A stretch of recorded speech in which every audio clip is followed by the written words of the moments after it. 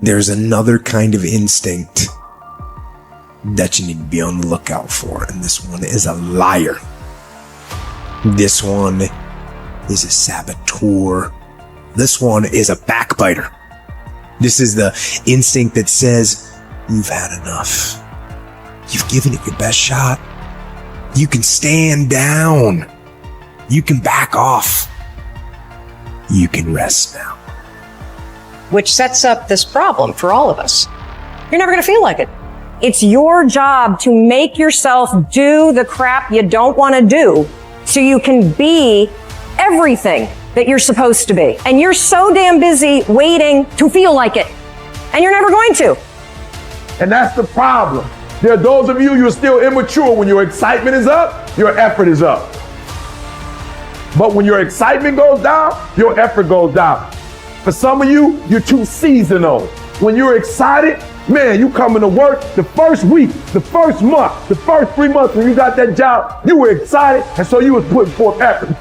You on blade, not you got comfortable, and you're not excited no more. And guess what happened? Your effort has gone down. So do me a favor, get off of that feeling stuff. Get off your excitement. We're not dealing with feelings because feelings go up and down. You don't have to be excited. You made a commitment to that job. Did nobody force you to take that job? You signed your name on the dotted line. And commitment said, I don't care how I feel. I don't care if I'm excited. I don't care if I'm pumped up. I don't care if I'm fired up. You made a commitment. Now it's time to put up. Lazy people do a little work and think they should be winning. But winners work as hard as possible and still worry if they're being lazy. So if you're a winner, you ain't comfortable. Every day I get up and give everything I got to everything I'm a part of simply because this is who I am. Like the only thing I need every day of my life is 86,400 seconds. That's it. Like I don't need some reward. Like the only thing I need is breath in my body and I'm flat out going, get it. A person with passion always stands out. The world is so full of average. That once you have passion and a sense of energy in your life, it distinguishes you. When you're passionate about something, it isn't reasonable, but you do it anyway.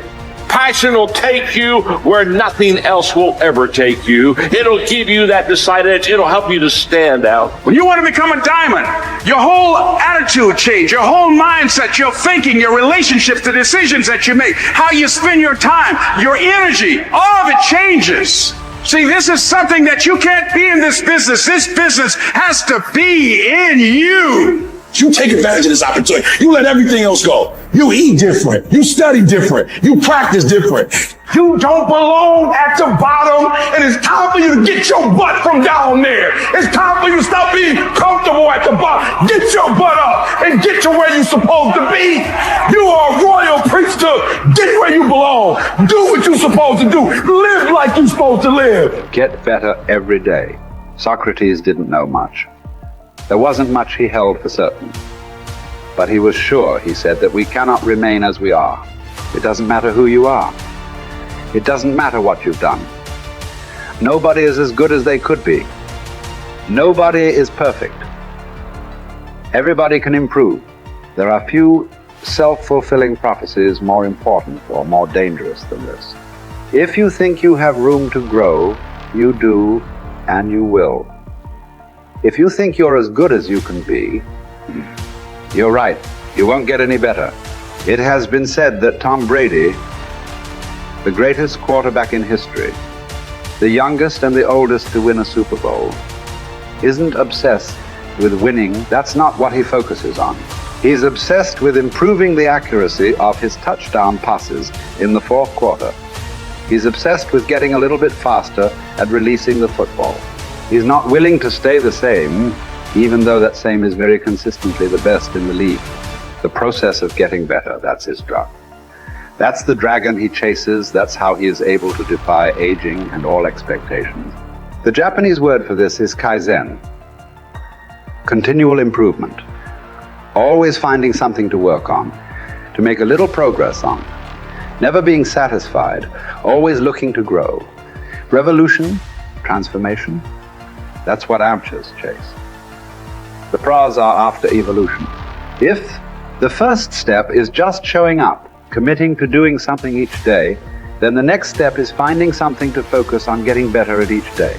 And in this, where cumulative improvement meets compounding returns, we can harness one of the most powerful forces on earth. Think about it. Most people don't even show up. Of the people who do, most don't really push themselves. So to show up and be disciplined about daily improvement.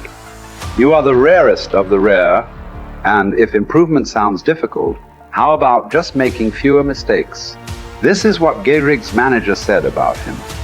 The secret to Gehrig's incredible trajectory as an athlete wasn't just his commitment. It was that he never made the same mistake twice. The guy who began his career blowing at least one play per inning improved to one mistake per game, to one per week, to one per month. To err is human.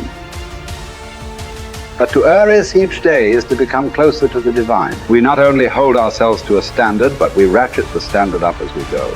Just as with weight training, what we're lifting should be steadily increasing with each subsequent workout.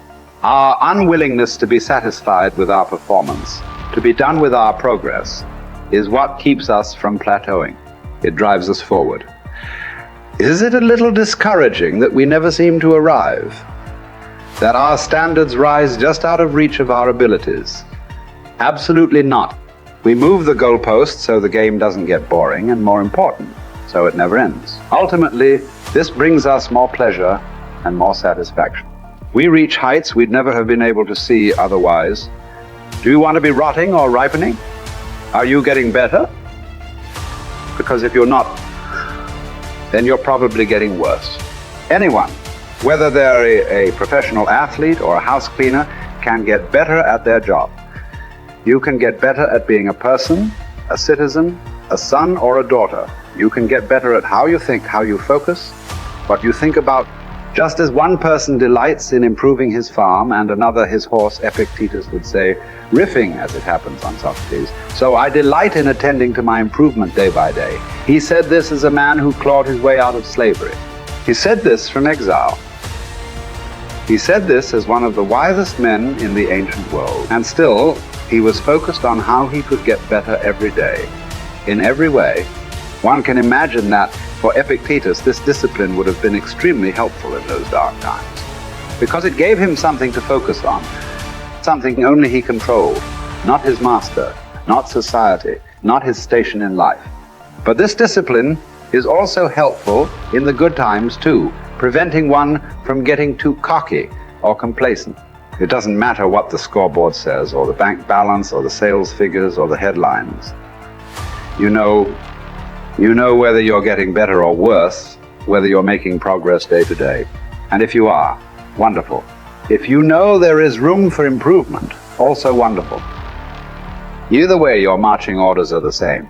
Come what may, success or failure, fame or misfortune. A focus on progress lets us look ourselves in the mirror with pride and ignore all the commotion in the background. It's the journey of a lifetime. In fact, that's the way to think about all of this. How much progress could you make if you made just a little each day over the course of an entire life?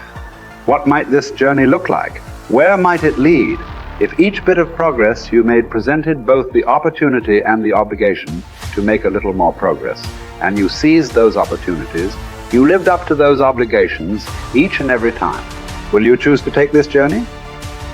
Will you continue on, even when you've reached further than you ever thought you could go?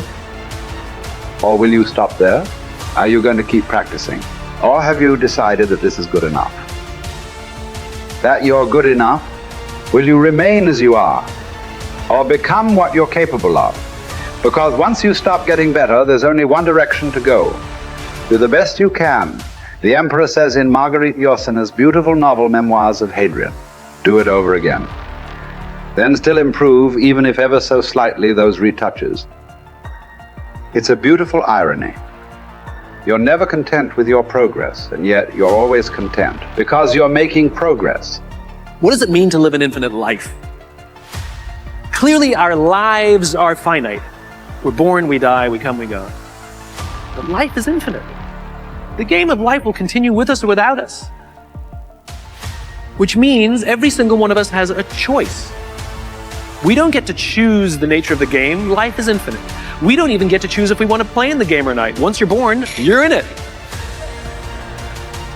We get one choice. Do you want to play with a finite mindset, or do you want to play with an infinite mindset? To play with a finite mindset means waking up every day and say, I'm going to be the best, I'm going to be better than everybody else, I'm going to accumulate more power, more responsibility, more money, whatever it is, whatever your metric is, I'm going to get more than anybody else. Me. And when you die, you take none of it with you. Or we can choose to live our lives with an infinite mindset, which means I'm going to leave this world, this school, in better shape than I found it. It means I'm going to devote my life to see that those around me rise. And we know that we're living with an infinite mindset because our obsession is seeing that we have an impact on the lives of the people around us. We've all had teachers, and some of you are those teachers, where 20 or 30 years from now, I can go to one of your students and say, you're a remarkable human being, you've accomplished so much in your life. How did you become the person you are today? And they will tell me your name. We all remember the teacher who believed in us. We all remember the teacher who had our backs. We all remember the teacher who saw something in us that nobody else saw. We've forgotten all the others, but we remember those couple. And that's what it means to live with an infinite mindset. It means we divert ourselves to that mindset for everyone in our lives. That other teachers will say that about us. Other principals will say that about us. Other students will say that about us. Our friends will say that about us. I am who I am today because of you, and I will commit to live the same life that you taught me how to live. And you will literally live on beyond your own lifestyle, your own lifetime. That when you're gone, others will carry your work for you. This is what it means to live an infinite life, and it is just a choice. Nobody changes until they change their energy. When you change your energy, you change your life. It's the way it is. When you stop using your enemy to reaffirm your addiction to hatred, when you stop using your best friend to reaffirm your addiction to suffering, when you stop using your Facebook to reaffirm your addiction to insecurity, when you stop that whole process and you start going inward and you're no longer relying on those outer things that create those emotions, and you start creating those inner emotional states, you start changing your energy. Now, whatever is no longer a vibrational match between you and that past, present reality is going to fall away. Right. They're just going to spiral out. You're no longer putting your attention on them. In other words, the stronger the emotion you feel with some problem in your life, the more you give it your attention. Where you place your attention is where you place your energy. You're giving your power away, your life force. Lower the volumes of that emotion, you take your attention off that person, you're calling energy back to you. And you're building your own electromagnetic field. We've seen the evidence of that in many events, because when people start overcoming themselves, the first day, not always, but the energy of the room will drop. Why? Because they're drawing from the field to build their own field. Now when they build their own field the next day and the fields start interfering with the people next to them, whoop, the energy in the room just keeps going up. So now there's no longer a vibrational match between you and your coworker. Be prepared, because that old known thing is going to fall away because you're no longer emotionally and energetically connected to it. So then when you get in that state, it's not a time to try to put it back together, because at the same time these things are unraveling and they're moving towards chaos, and chaos is just unpredictable order. It's novelty, the newness of an experience that you can't predict is chaos. If you apply the formula, and all potentials in the quantum field exist as electromagnetic potentials. They are possibilities. When they begin to synchronize coherently, your brain and heart, you got a strong Wi-Fi signal, because now you're putting out a very laser coherent signal. When there's a synchronization between your energy and that potential that exists in the future, but it really exists in the present moment, because that's where they exist in the quantum. Now